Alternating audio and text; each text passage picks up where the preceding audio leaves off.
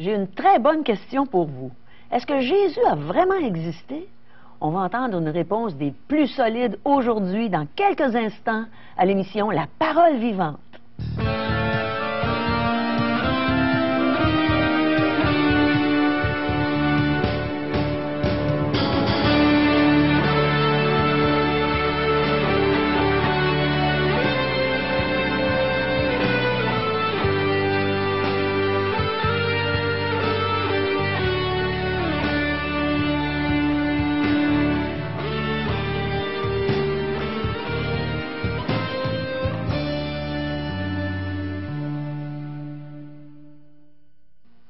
Bienvenue à l'émission La Parole vivante.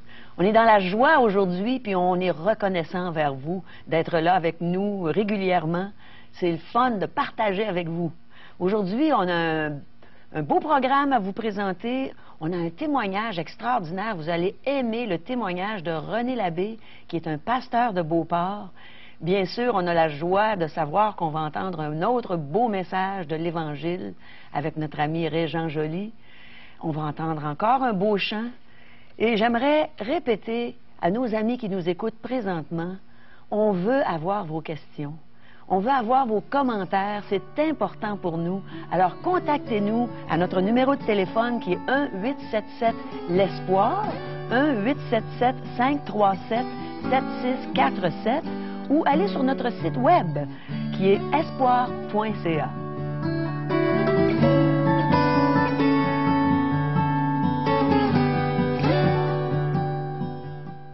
A-t-il vraiment existé? On est sur le point de le savoir. Notre ami Régent est avec nous encore aujourd'hui. Bonjour Régent. Bonjour Caro. Est-ce que tu as la réponse à notre question? La Bible a la réponse à cette grande question. Ah, c'est encore mieux. Donc, est-ce que Jésus a vraiment existé? À tous les jours, nous avons des preuves de l'existence de Jésus-Christ. Je vais élaborer ça dans les prochaines minutes, mais un grand événement est survenu sur la grande surface de la terre. On retrouve ça dans l'Épître aux Galates. Bible en main, chers amis. Alors, la Bible est la parole de Dieu qui va répondre à cette question. Jésus-Christ a-t-il vraiment existé? Dans Galates, chapitre 4, verset 4, nous lisons « Mais, lorsque les temps étaient accomplis, Dieu a envoyé son Fils, né d'une femme, né sous la loi. » Jésus. Jésus, c'est exact, c'est le Fils de Dieu, c'est Jésus dans le Nouveau Testament. Alors donc, Jésus a vu jour, Jésus est né, et naturellement, comme je vous dis, dans notre quotidien, on s'y réfère jour après jour à cette naissance de Jésus. Et vous allez voir comment est-ce que ça fait partie de notre quotidien, sans que les gens le savent ou s'en aperçoivent, mais cette présence est là, omniprésent, hein? Mais Dieu qui est là et qui veut démontrer qu'il est bel et bien venu jusqu'à nous à la personne de Jésus. Dans l'Ancien Testament, il y avait l'Éternel, Dieu, qui se manifestait, qui se faisait connaître aux Israélites. Et vous savez que les Israélites avaient comme but de témoigner de ce Dieu à travers un paganisme, à travers plusieurs divinités chez les païens. Alors, ils avaient, eux, le but précis de faire connaître le seul vrai Dieu. Et on voit dans l'Ancien Testament toutes les conséquences que ça a pu apporter à ce peuple. Dans le Nouveau Testament, ce sont les chrétiens ou les disciples du Christ. Alors, le Seigneur Jésus-Christ a formé une équipe, il s'est choisi des hommes parmi les hommes, il les a enseignés, il les a formés, il les a envoyés pour proclamer la bonne nouvelle. Et ces gens-là, il y en a même quelques-uns d'entre eux, je crois que la plupart de ce groupe, du moins, de ces premiers hommes, sont morts tous martyrs. Alors, si Jésus-Christ a vraiment existé, alors ce n'est pas pour une cause seulement qu'ils ont donné leur vie. Parce qu'aujourd'hui, peut-être des personnes seraient prêtes à donner leur vie pour une cause, mais c'est pour une personne. Et c'est très clair que lorsque nous lisons le Nouveau Testament, ils ont donné leur vie à cause de leur foi, de leur confiance placée en Jésus-Christ. Alors, ça prenait toute une force, un courage pour aller témoigner le nom de Jésus. Et dans Jérusalem, c'est ce qu'on leur reprochait. Vous avez donné cet enseignement dans toute la ville de Jérusalem. Et puis, il y en a qui ont été fouettés. Et comme je vous le disais, il y en a qui sont morts martyrs. Alors, encore aujourd'hui, cette bonne nouvelle, elle est propagée, elle se fait connaître aux hommes. Pourquoi? Parce que c'est un message de grâce que tous ont besoin d'entendre et de recevoir. Mais on va regarder dans les prochaines minutes, avec plus de détails, ce que c'est que les prophéties de l'Ancien avec leur réalisation dans le Nouveau Testament et de voir comment est-ce que ça fait partie de notre quotidien, l'existence de Jésus-Christ. Alors, il a vraiment existé et la Bible nous le dit, la parole de Dieu Le déclare. Alors, oui. on ne peut pas douter de l'existence de Jésus. Parole vivante vous invite à participer à l'un des nombreux merveilleux déjeuners de l'espoir. Ces déjeuners ont lieu dans plusieurs restaurants réputés de la région et vous sont offerts gratuitement. Venez entendre le témoignage d'une vie transformée par la puissance de Dieu. Pour connaître les détails concernant l'endroit, la date et l'heure pour votre région, composez le 1-877-537-7647 ou notre site web www.espoir.ca.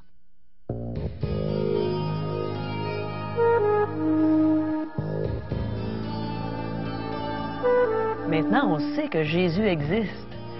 Mais il y a sûrement des choses dans la parole de Dieu qui témoignent que Jésus est bel et bien venu sur la terre. Régent, est-ce que tu peux nous entretenir là-dessus? Jésus-Christ est venu séparer les hommes. Il a dit qu'il est venu apporter l'épée. Alors, il s'en sert. Ça coupe, ça sépare. Entre autres, alors, plusieurs aspects concernant la naissance de Jésus-Christ. Vous savez qu'à tous les jours, nous avons cette naissance qui est là. Alors, entre autres, quand vous prenez un calendrier, bon, que ce soit de l'année, peu importe, Ouais. et puis on regarde aujourd'hui les dates, on se réfère à quoi? Qu'est-ce qu'on est en train de dire en regardant l'année, en regardant le jour, le mois? Qu'est-ce qu'on est en train de dire? Là, Juste? c'est très important. La plupart de nos événements de l'histoire de l'homme est daté d'après la naissance du Seigneur Jésus. Ah. Le calendrier fonctionne selon la naissance du Seigneur Jésus-Christ. Est-ce que c'est de là que vient le AC, non, AC ou AD? AD? AD puis BC. Oui, exact. BC, comme les anglophones disent, Before Christ, ça c'est avant Jésus-Christ. Puis AD, c'est après Jésus-Christ, c'est ça? Jésus-Christ. Alors donc, que ce soit les années 1950, 80, 90 ou les années 2000, on se réfère à la naissance de Jésus-Christ et les événements se sont déroulés soit avant sa naissance ou après sa naissance. Ah. Alors, chaque fois vous signez un chèque ou un document important, eh bien, la date est inscrite, vous vous rappelez l'événement le plus important qui s'est déroulé sur la surface de la Terre et qui devrait marquer notre vie personnelle, la naissance de Jésus-Christ. Inscrire la date pour valider ou le rendre légal, le document, eh bien, vous vous référez à la naissance de Jésus-Christ. Alors, Et on ne même, dit jamais avant un tel ou après un tel. bien, Il y a un juste bon avec point, Jésus. ça. On ne dira pas avant César, après César, ou Confucius, ou peu importe la personnalité que vous avez en mémoire, là, mais c'est Jésus-Christ qui nous donne la référence de la date que nous sommes aujourd'hui. C'est vraiment important. Le journal que vous lisez, encore une fois, vous lisez le journal quotidiennement, bien, c'est encore une référence à cette date et à la naissance, donc de Galates, chapitre 4, verset 4, où nous lisons, j'espère que vous avez Bible en main pour écouter Parole vivante et regarder cette émission. Alors, 4 de Galates, chapitre 4, verset 4, lorsque les temps ont été accomplis, Dieu a envoyé son Fils né d'une femme, né sous la loi, afin qu'il rachète ceux qui étaient sous la loi, afin que nous recevions l'adoption. C'est important ça. Cette naissance devrait marquer ma vie personnellement. Pourquoi? Parce que c'est la réalisation des prophéties. Alors, Dieu a accompli à travers son Fils les prophéties de l'Ancien Testament. Mais Régent, pourrais-tu nous dire ce que c'est une prophétie? C'est des choses qui ont été annoncées, proclamées d'avance. Alors, l'Ancien Testament en est rempli. Les prophètes ont parlé au nom de l'Éternel, ils ont annoncé des choses futures, et dans le Nouveau Testament, nous voyons l'accomplissement de ces choses. Et combien sont ces prophéties concernant la personne de Jésus-Christ? Un grand lot de prophéties sur sa naissance, sur sa vie, et sur sa mort, et sur sa résurrection, et sur sa seconde venue. Alors là, les gens ils vont se poser des questions. Mais envoyez-nous les questions, ça va nous faire plaisir de pouvoir répondre. Oui. Jésus-Christ revient, il Alors- revient une autre fois. Alors, la Bible nous disait, des centaines d'années avant la venue de Jésus, tout ce qui était pour se produire avec Jésus. Concernant Jésus-Christ. Alors donc, la venue de ce Messie d'une façon remarquable, elle nous fournit des détails fort intéressants, des précisions sur son lieu de naissance. Le prophète Michée, chapitre 5, prenez des notes, ceux qui sont en train d'écouter puis de regarder. Michée 5 nous dit que le lieu de naissance serait Bethléem. Alors donc, Jésus est né, puis même un lieu bien précis, déjà annoncé d'avance par un prophète. En plus, dans Luc chapitre 2, verset 4, vous voyez la réalisation de cette prophétie, déjà proclamée et annoncée d'avance. La trahison par un des siens avec 30 pièces d'argent, c'est des détails, ça, c'est très précis. Hein? Alors, on savait déjà que Judas serait le traître et puis vendrait le maître avec 30 pièces d'argent. Ça a été annoncé dans Zacharie, un livre de l'Ancien Testament, chapitre 11, verset 12, et dans Matthieu, un livre du Nouveau Testament, chapitre 26, verset 15, nous voyons la réalisation de cette prophétie. C'est extraordinaire. La Bible ne ment C'est en pas. détail, exact. C'est une vérité sur laquelle on peut s'appuyer et fonder une vie. Alors, la raison de sa venue, dans Ésaïe chapitre 53 et dans Marc 10, 45, il nous est dit qu'il est venu pour sauver. Il est venu pour payer la rançon. Il est venu pour payer la dette de chaque être humain envers Dieu. On est endetté envers Dieu. Question du péché, de la désobéissance. Mais Jésus-Christ est venu régler une fois pour toutes cette dette. Il est venu l'accomplir, il est venu la payer. Alors, dans Isaïe, un livre de l'Ancien Testament, un prophète, et dans Marc 10, 45, que le Fils de l'homme est venu non pour être servi, mais pour servir et donner sa vie en rançon. Je le cite par cœur, là. C'est extraordinaire que le roi des rois soit venu comme un simple serviteur à cause de nous, puis pour nous racheter. Pour délivrer la race humaine, pour chacun des individus qui composent cette race. Il a une pensée particulière pour chacun d'entre nous. Et si les téléspectateurs pouvaient s'approprier cette pensée de Dieu pour eux. Ouais. Et également, il y a d'autres textes. On parle également d'une mort détaillée par le psalmiste. Le psaume 22 nous décrit, nous dépeint les souffrances de Christ à la croix. Et dans le Nouveau Testament, bien, il y a plusieurs endroits, vous pouvez vous référer dans les évangiles, entre autres Luc 24, 26. Nous pouvons retrouver quasiment les mêmes mots, les mêmes paroles que nous retrouvons dans le psaume 22 et dans Luc chapitre 24. Alors que Jésus-Christ, sa mort avait été prédite, tout comme sa naissance, tout comme sa vie. Et la résurrection, Osée, chapitre 6, verset 2, un livre de l'Ancien Testament, et Luc 24, verset 46. Alors nous voyons cette résurrection, ce Christ qui était mort pour nos péchés, enseveli et un retour à la vie afin de pouvoir nous donner la vie. Pouvoir nous donner cette vie. C'est spécial parce qu'on est porté à penser à Jésus comme étant mort, mais on oublie que le troisième jour, il est ressuscité et qu'il est vivant pour nous aujourd'hui. Un bon point, Caro, que tu abordes là, que tu touches. Souvent, on se réfère et puis on s'en fait des images avec un Jésus-Christ toujours cloué, suspendu à la croix. Hein? On porte cela dans nos maisons, même sur soi-même, alors la croix. Mais Jésus-Christ n'est plus à cet endroit-là. Il n'est plus sur la croix. Il a vaincu la mort. Et si, encore une fois, nous pouvions nous approprier cette victoire de la mort que le Christ lui-même a remportée lorsqu'il était sur ce bois. Oui, il est mort. Il a payé entièrement. Le salaire de nos péchés, c'est la mort, nous dit les évangiles. Christ est mort pour nous. Mais il a été enseveli pour prouver encore qu'il était véritablement mort, le mis au sépulcre. Alors, et ensuite, bien, il est ressuscité. Et on va regarder davantage cette résurrection dans les futures émissions.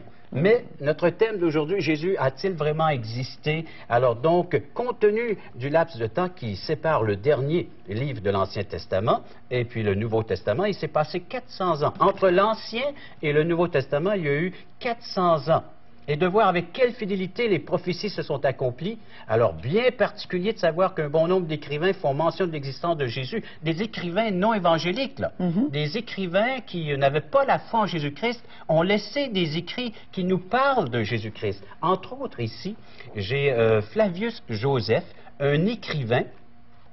Il a écrit en 37 après Jésus-Christ. Alors, en 37, donc Jésus-Christ, lui, est décédé à 33 ans. C'est pas longtemps, hein? Alors, en 37, regardez et écoutez attentivement ce qu'il nous a laissé. En 37 AD. AD, après Jésus-Christ. Alors, son livre, c'est un historien du temps, de l'époque. Alors, c'est Flavius Joseph. On s'y réfère lorsqu'on étudie la théologie et la parole de Dieu.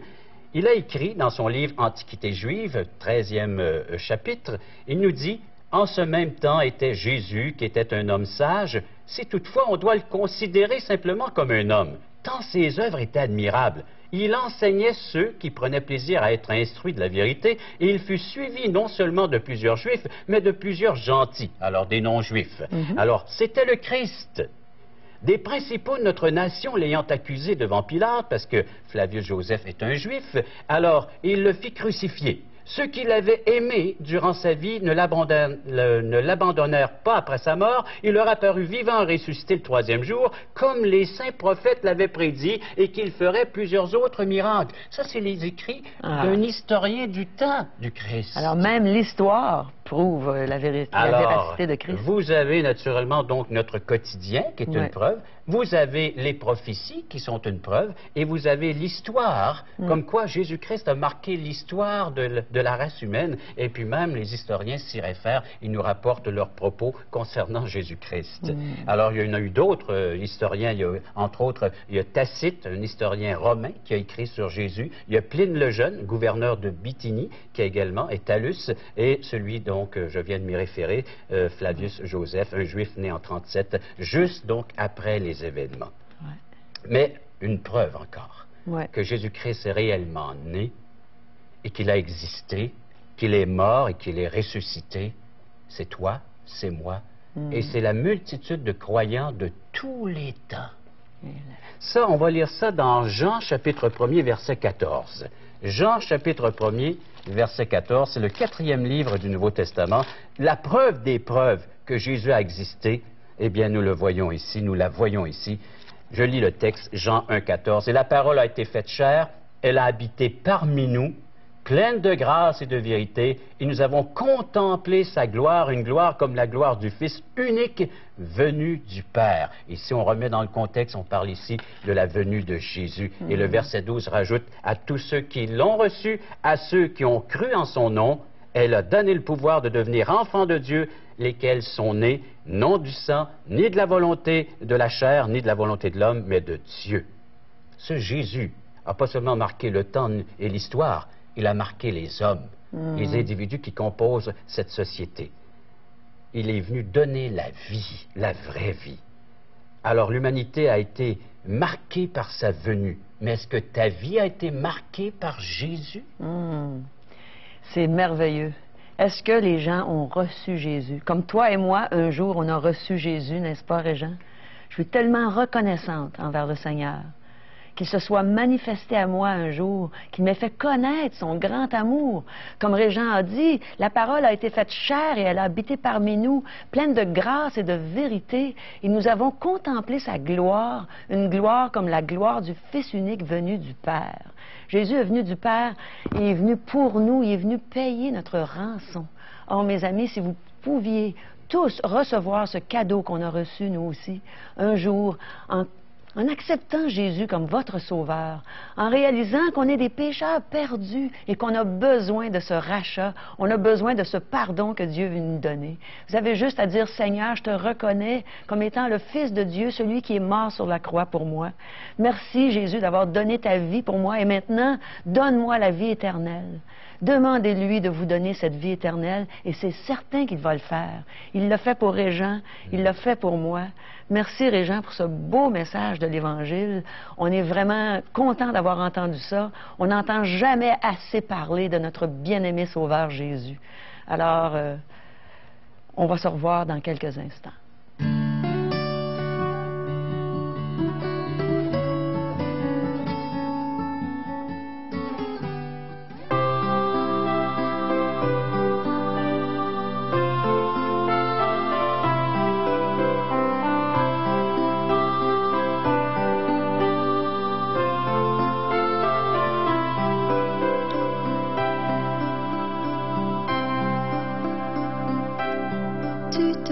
Faible parfois, personne pour t'aider. Tu te sens triste, personne pour te consoler. Tu te sens seul parfois, personne avec qui marcher. Tu te sens délaissé, personne pour t'aider. Regarde-moi, mon nom est Jésus, je te guérirai. Quand ils ont percé mes mains, à toi j'ai pensé. Regarde à moi, mon nom est Jésus, je te consolerai. Quand ils ont percé mes pieds, à toi j'ai pensé.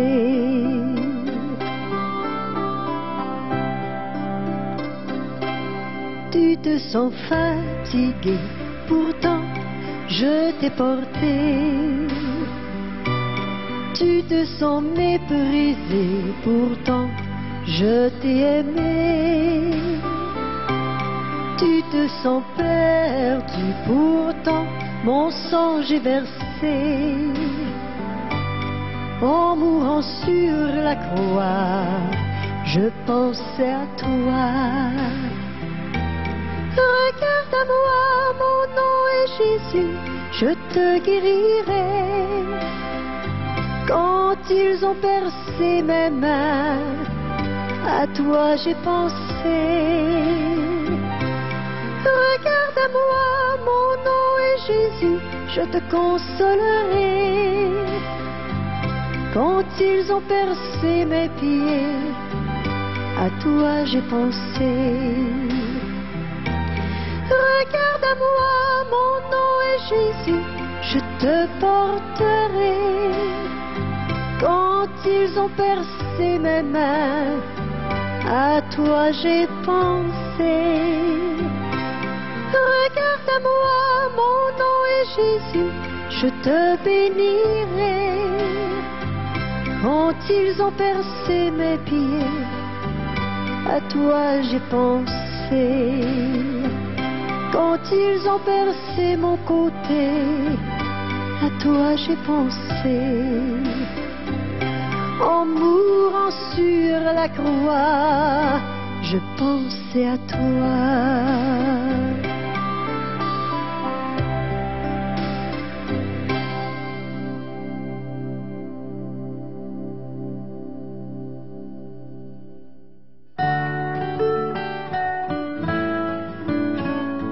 Merci Rachel pour le beau chant. Et maintenant, tel que promis, voici un témoignage que vous allez vraiment aimer. C'est celui de M. René Labbé, pasteur de Beauport. C'est ma joie aujourd'hui de vous partager comment la personne de Jésus a changé ma vie. Jésus m'a sauvé de la perdition éternelle et m'a donné la vie éternelle. Je suis né dans la région des Cantons de l'Est, à Victoriaville, à la fin des années 50, et j'ai grandi dans la ferme laitière familiale. Mes parents, de foi catholique, m'ont inculqué dès le bas âge la notion du bien et du mal, la notion que Dieu m'aimait, qu'il voulait que je partage le ciel avec lui. Ils m'ont partagé aussi le besoin que j'avais de gagner mon ciel, et que nous gagnions notre ciel en faisant plus de bonnes œuvres que de péché. Aussi, on m'a inculqué qu'un des meilleurs moyens d'aller au ciel était de devenir prêtre. Alors, dès mon bas âge, j'ai pris la décision et j'aspirais à la prêtrise. Au secondaire, par exemple, à l'adolescence, une nouvelle passion est venue envahir mon cœur, la passion du sport. J'étais dans un collège privé au secondaire qu'on a mis de l'avant le sport et j'aimais tous les sports, particulièrement le hockey. Et cette passion, ce premier désir d'être approuvé de Dieu a été combattu par une autre passion, le désir d'être approuvé des hommes, le désir d'être applaudi par les gens. Bien que de façon extérieure, je pouvais avoir l'air toujours joyeux et heureux, dans mon cœur, il y avait un vide parce que j'étais conscient que par mes attitudes comme par mes actions, j'étais aussi un pécheur.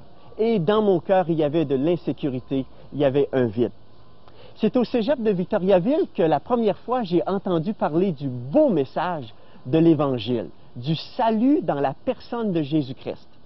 Les amis qui étaient là m'ont mis au défi de lire la parole de Dieu, particulièrement l'Évangile de Jean. Et j'ai accepté ce défi-là. Et quand j'ai commencé à lire la bonne nouvelle de Jésus dans l'Évangile de Jean, ma conception, ma compréhension du salut a été complètement bouleversée.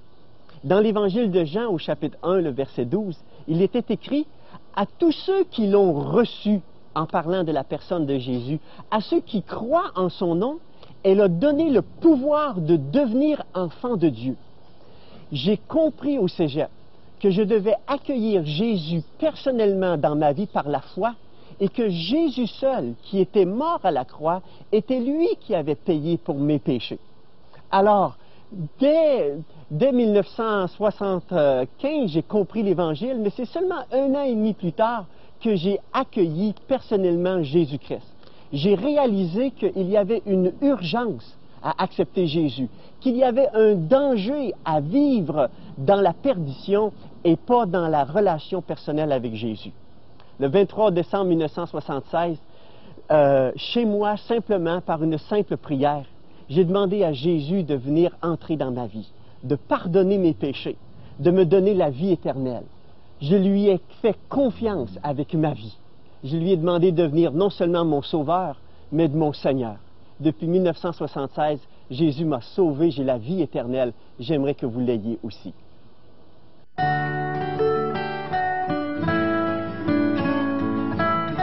Régent a de la littérature à nous offrir encore aujourd'hui.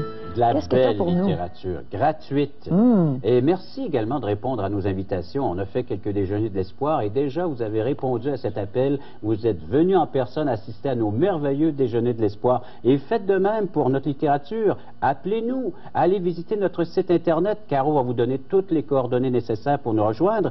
Questions fondamentales, alors des questions existentielles, on y répond dans ce petit fascicule. Faites-nous en la demande. Très belle présentation. Il y a également le tract. Aujourd'hui, l'espoir, c'est Jésus seul. C'est des textes bibliques. Vous allez pouvoir les lire, vérifier, Bible en main. Et si vous ne possédez pas encore la Bible ou le Nouveau Testament, l'Évangile selon Jean, avec une présentation de l'Évangile sous forme de dessin à la fin, de schéma, le pont. Comment rejoindre Dieu, ce Dieu qui nous aime? Alors, comment pouvoir établir une relation intime avec ce grand Dieu? On vous l'offre aussi gratuitement. Et on est prêt à livrer à domicile. Pas comme des livreurs de pizza. On est prêt à prendre du temps avec vous, à s'asseoir et à ouvrir nos Bibles et à discuter ensemble, tout en vous laissant cette belle littérature que vous nous aurez demandée. Eh bien, merci beaucoup, Régent. Mes amis, vous voulez aller à un déjeuner de l'espoir?